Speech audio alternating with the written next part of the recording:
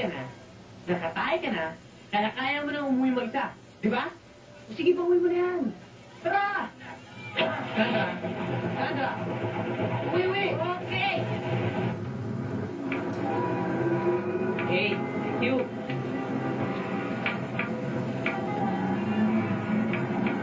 Igo, ito yung ice cream mo tsaka shawarma mo.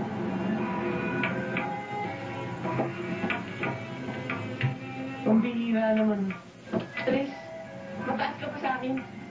Eh, kumopya ka lang sa akin, ha? Pare, kalimutan mo yung stress na yan. Ang importante, yung jeep. Yung nakilala ko kanina. Yung pizza ni Jules, pare.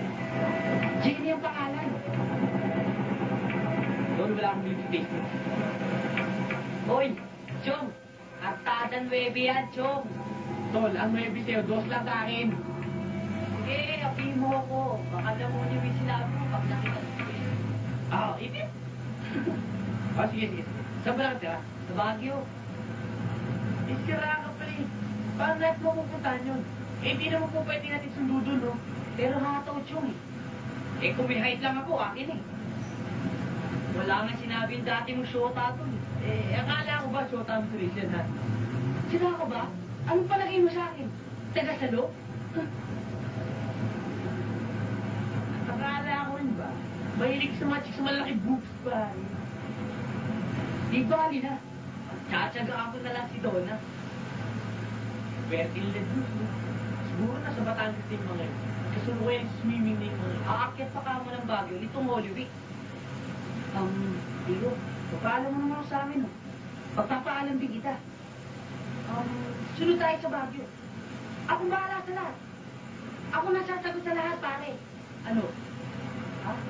Tapos, papakilala pa kita kay Jenny. Malabo, tol. Yan sa akin ang airmat ko.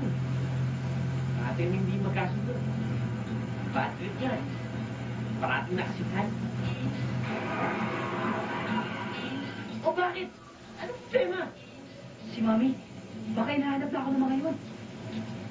Hindi ko? Oh, bakit? Bakit? Bumaba ka na, bumaba ka na, bumaba ka na. Pare, hindi, bumaba ka na, bumaba ka na. Ay, malalagot ako sa mga ko eh.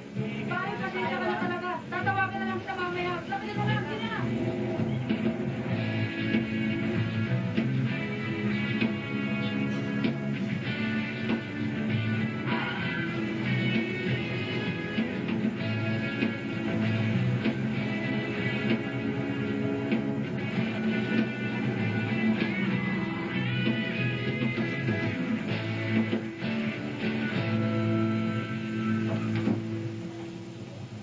Sorry ma, pinangin ako kasi yung mga gulo, malambot na kasi.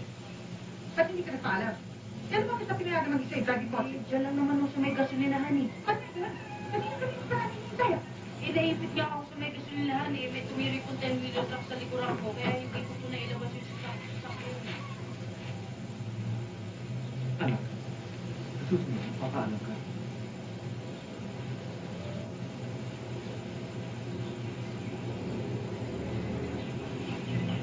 Akin mo?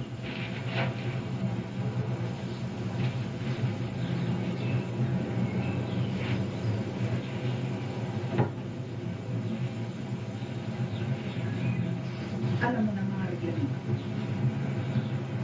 Pag magkamali ka pa,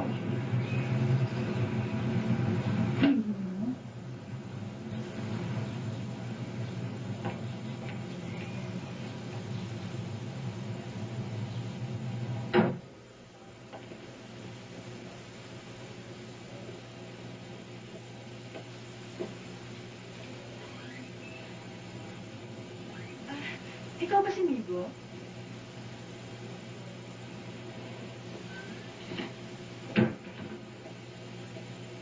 Anong nangyari sa kwarto ko? At sino yung mga tao dun? Ano pa? Eh di pinaupahan ko na. Eh, ba't di nyo man lang sinabi sa akin? Migo, sinabi ko na yan sa'yo.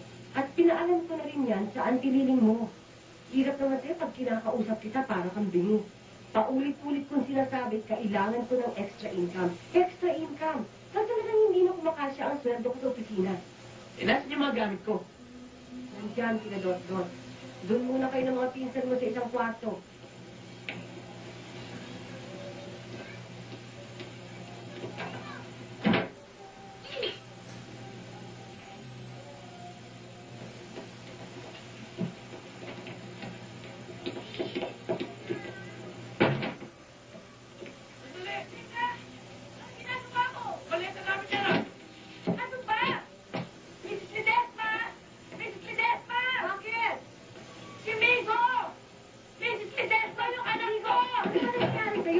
Para naman kasi hindi niyo anak eh. Huwag kang maging bastos, ha?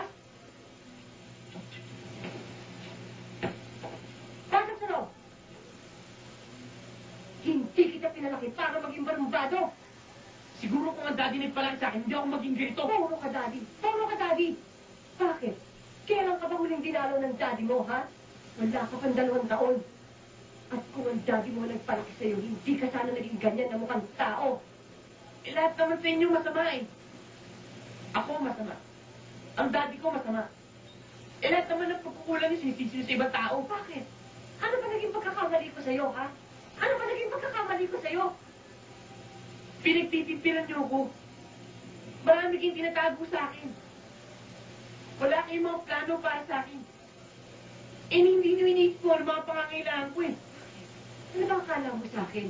Milyonarya? Kiko, nagkakandakuba na ako sa kakatrabaho. Piso wala akong tinanggap sa daddy mo magmula nang iniwan niya tayo. Alam mo yan. Pagkatapos ngayon, magsisisi ka na sa akin ka lumaki? Oo, nagsisisi ako. Eh, sinungaling ka eh. Binabaloktot mo ang lahat. At kung matinong kang tao, hindi mo papatulan ng daddy nang may asawa siya. Kung hindi ko pinatulan ng daddy mo ng araw, hindi ka sana naging tao. Sana nga hindi na ako naging tao eh.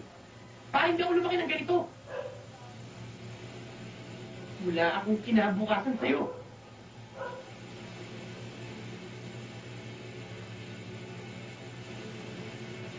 Tama nga ang daddy mo ng araw. Pwisit ka raw. Magmula raw nung ipanganak ka, sunod-sunod na kabusida na nangyari sa buhay niya, kaya pwisit ka raw sa buhay niya. Ngayon, kung puro kabusita lang ang dadali mo sa akin dito sa bahay, lumayas ka na.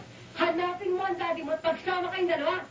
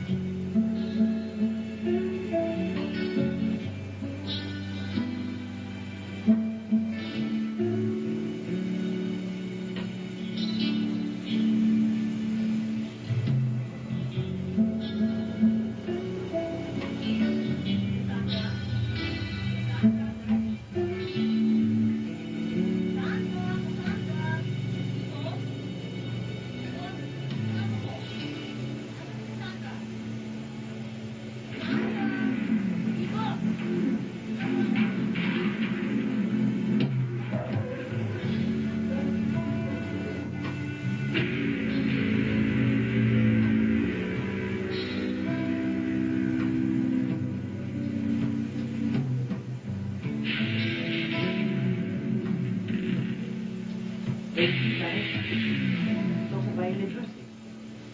Eh, walang tao eh. Nakakapali. Nakapit pa sila umalis dyan. Nagbatangas ka sa ang barkada. Ano naman ginagawa mo dyan? Eh, work kami ng mami. Nag-stalk ba ako? Stalk wa? Sira na ba ulo mo? Bahala na si Batman. Kaya-kaya ko to. Basta ayoko na to. Sobra na eh. Bad trip na eh. Pare, bumalik ka na sa inyo. Hindi mo kaya mag-isa. Isipin mo naman, saan ka titira? Sa bangketa, sa ilalim ng tulay.